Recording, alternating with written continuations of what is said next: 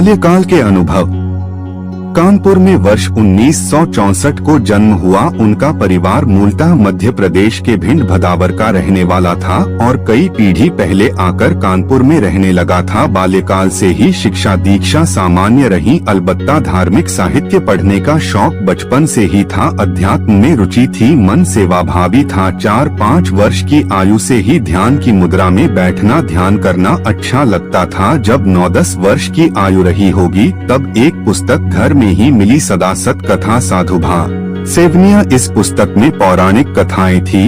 वे अपने पाठ्यक्रम की पुस्तकें छोड़कर इसकी कहानियां पढ़ा करते थे, दादी को सुनाते थे। उन्हें भी अच्छा लगता था। दादी श्रोता पौत्र वक्ता दोनों मस्त, किंतु पिता को लगता था कि स्कूली पढ़ाई नहीं हो रही तो वे इस पुस्तक को छुपा देते थे। फिर बाल संतोष उसे ढूंढते और चोरी चुपके पढ़ते थे। बचपन से ही अलग तरह के अनुभव होने शुरू हो गए थे। सुबह को ब्रह्म मुहूर्त में अक्सर लगता था कि कहीं शंख बज रहा, कहीं बांसुरी, तो कभी लगता था एक साथ हजारों रावण जल रहे हैं, बहुत प्रकाश हो जाता था। धीरे धीरे इनकी आदत हो गई। साधु संतों से मिलना, उनसे बातें करना अच्छा लगता था। 14-15 वर्ष की अवस्था में अपने घर की कोठरी में छुपकर रात रात भर साधना करते थे। एक समय तो ऐसा भी आया कि घर परिवार व मोहल्ले के लोग इन्हें पागल मानने कहने लगे थे।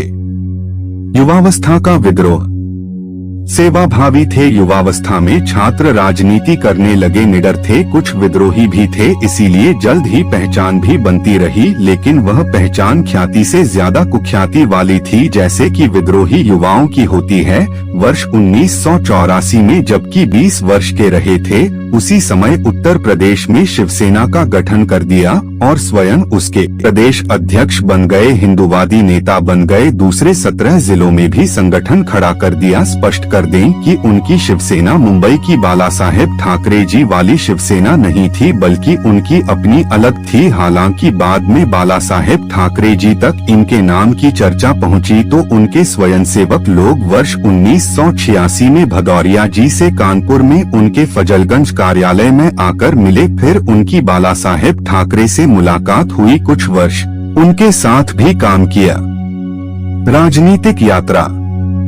शिवसेना के मंच से उन्होंने आरंभ में मुंबई की शिवसेना की तरह हिंदुत्व के लिए कार्य किए, लेकिन बहुत जल्द उनका ध्यान किसानों की समस्याओं पर गया। फिर उन्होंने किसानों के लिए भी अधिक कार्य किए, इसीलिए किसानों में उनका बेहद सम्मान रहा। किसान राजनीति में सक्रियता के कारण ही वर्ष 1992 में उन्हें चौधरी महेंद्र सिंह टिकैत के नेतृत्व वाली भारतीय किसान यूनियन की राजनीतिक विंग भारतीय क्रांति दल युवा का राष्ट्रीय अध्यक्ष मनोनीत किया गया। अगले 10 वर्षों तक उन्हें जोरदार किसान राजनीति की कई बार सीधे प्रशासन से टकराव हुआ, कई बार जेल गए। उनके जेल जाने पर स्वयं महेंद्र सिंह टिकैत में भी आंदोलन चलाया था। वर्ष 2002 से 2003 तक यही चलता रहा। इस दौरान उन्होंने प्राइवेट लिमिटेड कंपनी बनाकर शहर में रियल एस्टेट का व्यापार भी किया, जिससे धनोपार्जन होता रहा। वर्ष 2003 में उत्तर प्रदेश के पूर्व राज्यपाल रमेश भंडारी के साथ मिलकर राष्ट्रीय किसान यूनियन की स्थापना की। किसान हितों की लड़ाई लड़ते रहे। वर्ष 2005 से 2011 तक 2 बार कपड़ा मंत्रालय में सलाहकार भी रहे,